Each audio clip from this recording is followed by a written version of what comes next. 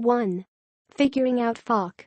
The Wildcats can't let Cougars quarterback Luke Falk operate as if he's running a 7-on-7 drill.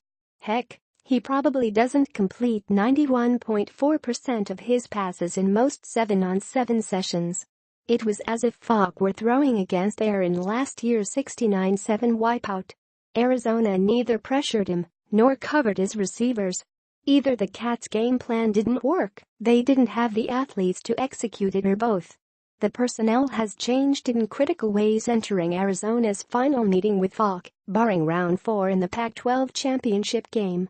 Newcomers such as Tony Fields, Colin Schooler and Kylan Wilborn have brought a playmaking element to the UA defense that was lacking for most of last season.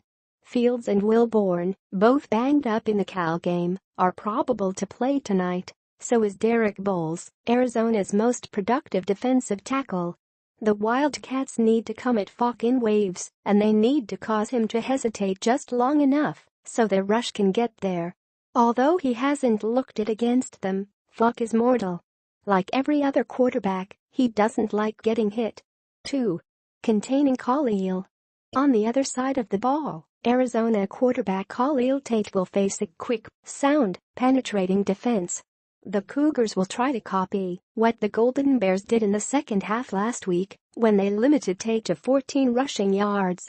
The question then becomes, can Tate beat Washington State in other ways? You can't help but be impressed with his passing so far.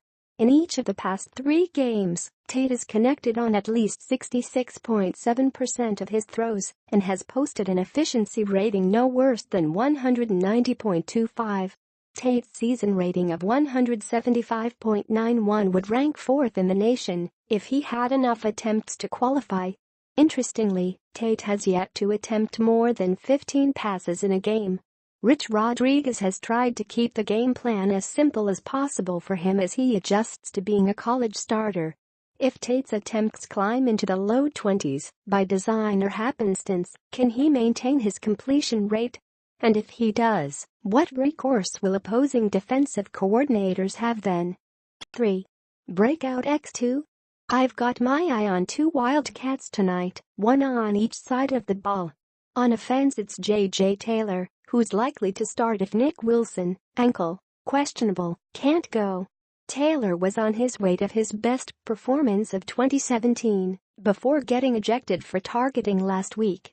That call remained a point of contention among my Twitter followers for days on end. You can reach the conference's explanation of the ruling here.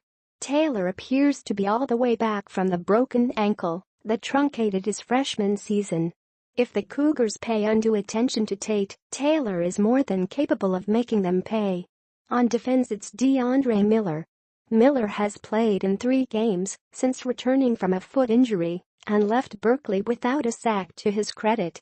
But he was awarded one after the fact for a takedown of Ross Bowers in overtime. Miller has been close to making several plays, he's just been a half step off at times.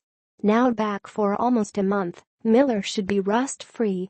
And he could have an expanded role if Wilborn is limited.